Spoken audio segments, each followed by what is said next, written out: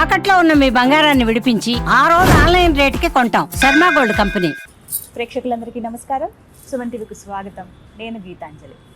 ఇవాళ మనతో పాటు ఉన్న అతిథి శృంగేరి మహాసంస్థానానికి సంబంధించి ఉభయ తెలుగు రాష్ట్రాలకు సంచాలకులుగా వ్యవహరిస్తున్నటువంటి బ్రహ్మశ్రీ పసర్లపాటి బంగారయ్య శర్మ గురువు గారు. వారితో మాట్లాడి మనకున్నటువంటి ధర్మ సందేహాలను నివృత్తి చేసుకున్నాను. గురుగారు నమస్కారం అండి. నమస్తే అమ్మా. గురుగారు, రాబోతున్నది పుష్యమాస అమావాస్య, అంటే చల్లంగి అమావాస్య అని చెప్తారు. విశిష్టత ఏంటండి? విధిగా ఈ పనులు చేయాలి ఈ రోజున అంటూ ఏమైనా ఉన్నాయా? చొల్లంగి అమావాస్య ఊరుని బట్టి వచ్చింది. చొల్లంగి అనేటటువంటి ఊరు మనకి ఆ ఊరు పేరు మీదుగా చొల్లంగి అమావాస్య అంటాం. చొల్లంగి అమావాస్యకు ఆ పేరు రావడానికి తుల్యభాగా నది చాలా ప్రధానమైన కారణం. సప్త ఋషులు ఒక్కొక్కళ్ళు గౌతముడు తెచ్చినటువంటి గోదావరిని వాళ్ళు ఒక్కొక్క పాయగా తీసుకొని వెళ్ళారు. ఈ వెళ్ళినటువంటి 7 పాయలు 7గా విభజించబడ్డాయి. అందులో ఈ తుల్యముని అనేటటువంటి ఆయన తీసుకొచ్చినటువంటి దాన్ని తుల్యభాగా నది అంటూ ఉంటాం.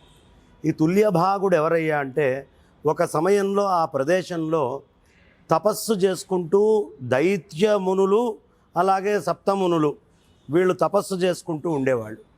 ఈ తపస్సు చేసుకునేటువంటి మునులు కరెక్ట్గా దక్షారామ భీమేశ్వరుడి యొక్క లగ్న కాలానికి నీళ్ళని తీసుకొని వెళ్తూ ఉండేవాళ్ళు.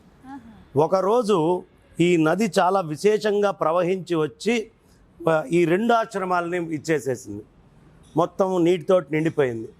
వాళ్ళకి ఎక్కడలేని కోపం వచ్చి, ఇక్కడ సప్త ఋషులం మేము ఉన్నాము, ఇక్కడ దైత్యమునులం మేము ఉన్నాము అని తెలియకుండా ఇలా వ్యవహరిస్తావా అని తుల్యభాగుడిని చెప్పించారు.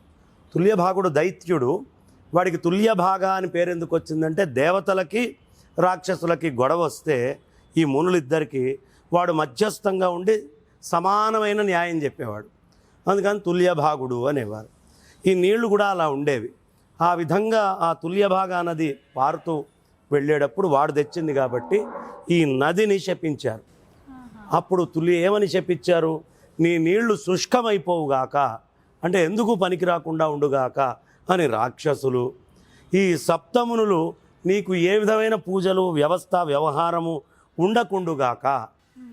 అప్పుడు తుల్యభాగుడు వచ్చి, అయ్యా గలగలా పారుతూ వెళ్ళి నలుగురికి ఉపయోగించేటువంటి ఈ నదుల మీద మీరు శాపవాక్యాలు పలికేది తప్పు కదా, ఏదైనా దీనికి ప్రత్యామ్నాయం చెప్పండి, మీ ఆవేశకావేశాలు వీటి మీద చూపించద్దు అంటే, అప్పుడు అక్కడ ఒక అద్భుతమైన విషయాన్ని చెప్పారు. అదేమిటి అంటే, ఈ తుల్యభాగా నది గ్రహణాలప్పుడు కానీ, లేదు అమావాస్య పున్నములు లాంటి సమయాల్లో కానీ, లేదు ప్రత్యేకమైనటువంటి పర్వాల్లో కానీ చాలా విశేషమైన పూజనీయమైనటువంటి నది అవుతుంది అని చెప్పి వరం ఇచ్చారు. ఈ ఇచ్చిన వరంలో అన్నిటికంటే గొప్పదేది అంటే, పుష్యబహుళ అమావాస్య నాడు ఎవరు స్నానం చేస్తారో వాళ్ళకి విశేషమైన ఫలం వస్తుంది. మరి ఈ తుల్యభాగ దక్షారామంలో ఉండే సప్త గోదావరులు అక్కడి నుంచి వచ్చే లెక్క ఉంది కదా, అక్కడికి తీసుకొని వెళ్తున్నారు కదా నీళ్ళని, ఈ సప్త గోదావరి దగ్గరికి. ఈ తెచ్చేటటువంటి గోదావరిలో ఈ తుల్యభాగుడు తెచ్చినటువంటి భాగం ఏదైతే ఉందో ఆ భాగం ఎంత దూరం ఉన్నా ఈ చొల్లంగి దగ్గరకు వచ్చేటప్పటికి సముద్రంలో కలుస్తుంది. నది సముద్రంలోకి వెళ్ళి కలిసేటటువంటి చోటు కాబట్టి ఈ అమావాస్య రోజు ఎవడు స్నానం చేస్తాడో వాడికి నదీ స్నానము సముద్ర స్నానము రెండూ చేసిన ఫలము ఒక్కసారిగా వస్తాయి అనే విషయాన్ని తెలియపరచడం వల్ల ఈ చొల్లంగి అమావాస్య చాలా విశేషము. ఈ చొల్లంగి అమావాస్య రోజు చేసేటటువంటి స్నానము, ఈ కథ చెప్పుకొని ఎక్కడైనా గోదావరిని గంగని దలుచుకొని ఈ తుల్యభాగుని దలుచుకొని స్నానం చేస్తే అది చొల్లంగిలో స్నానం చేసిన ఫలాన్ని ఇస్తుంది. కాబట్టి ఈ స్నానము సముద్ర నదీ స్నానాలు పర్వత స్నానాలు అన్నీ కలిపి చేస్తే ఏ ఫలమో ఈ ఒక్కరోజు చేసేది అంత ఫలితాన్ని ఇస్తుంది. అందుకని చొల్లంగి అమావాస్య ఇంత విశేషం. విధిగా ఇంట్లో ఆచరించవలసింది ఏంటండి ఈ అమావాస్య నాడు? ఏదన్నా పూజ కావచ్చు, ఇలాంటివి ఏమైనా? సాధారణంగా మనకు అమావాస్యల్లో రకరకాలైనటువంటి ఆచారాలు ఉంటాయి. కానీ ఈ అమావాస్యలో పితృదేవత ఆరాధన, నదీ ఆరాధన, ఉపవాసాది దీక్షలు, స్నానాలు ఇవి చాలా విశేషంగా చెప్పబడ్డాయి. ఈ అమావాస్య రోజు ఆ విధంగా ఈ కథ చెప్పుకొని పూజ చేసుకొని నమస్కారం చేసుకొని ఎవరు స్నానం చేస్తారో అది విశేషమైన ఫలాన్ని ఇస్తుంది.